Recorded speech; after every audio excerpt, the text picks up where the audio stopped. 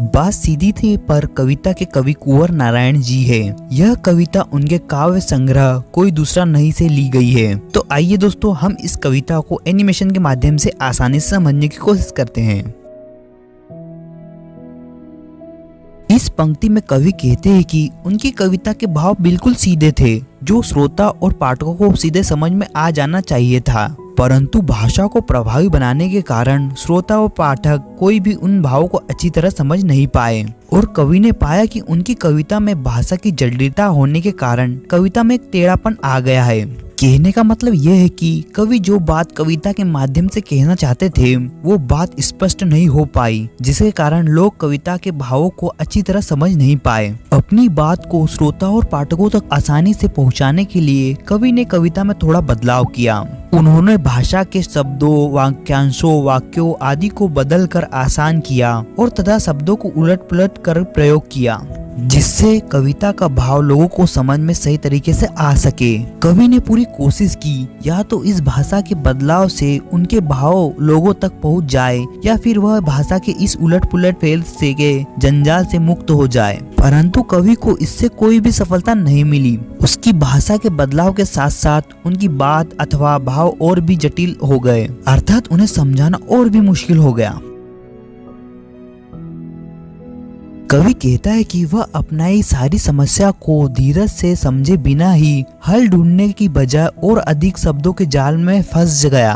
बात का पेच खुलने के स्थान पर और टेढ़ा हो गया और कवि उस पेच को बुरी तरह कसता चला गया। इससे कवि की भाषा और जटिल हो गई। कहने का मतलब यह है कि जब कवि को समझ में आया कि अपनी भाषा को प्रभावी बनाने के चक्कर में उसने भाषा को और जटिल बना दिया है, तो इस समस्या को धैर्य पूर्वक हल करने की बजाय अनजाने में कवि ने भाषा को और भी अधिक जटिल बना दिया। इसके लिए कवि ने पेच का उदाहरण देते हुए समझाया कि जिस तरह दो वस्तु को जोड़ने के लिए पेच में खांचे होते हैं ताकि वस्तुओं पर पेच की पकड़ मजबूत हो सके, और पेच को अच्छी तरह से कसने के लिए उसे सही दिशा में घुमाना पड़ता है, क्योंकि गलत दिशा में घुमाने से पेच कसने की बजाय खुल जाता है और जबरदस्ती कसने की कोशिश करने पर पेच के खांचे खत्म होकर टूट जाते हैं। ठीक यही बात कवि पर भी लागू होती है।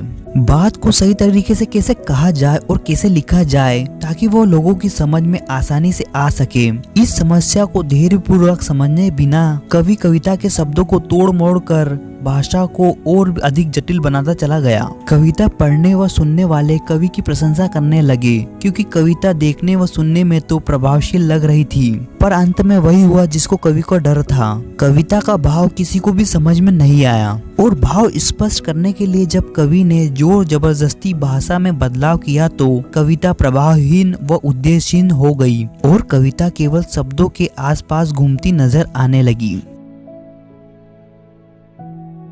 इस पंक्ति में कवि कहता है कि आखिर में जब कवि अपनी बात अथवा अपने भाव को स्पष्ट नहीं कर सका तो उसने अपनी बात को वही छोड़ दिया। जैसे पेच की चूड़ी समाप्त होने पर उसे कील की तरह ठोक दिया जाता है। कहने का मतलब यह है कि जब कवि हर तरह के बदलाव करने पर भी अपनी बात को स्पष्ट नहीं करा तो कवि ने अपनी कविता को उसी तरह छोड़ दिया जिस तरह पेच की अंत में उसे ठोक दिया जाता है।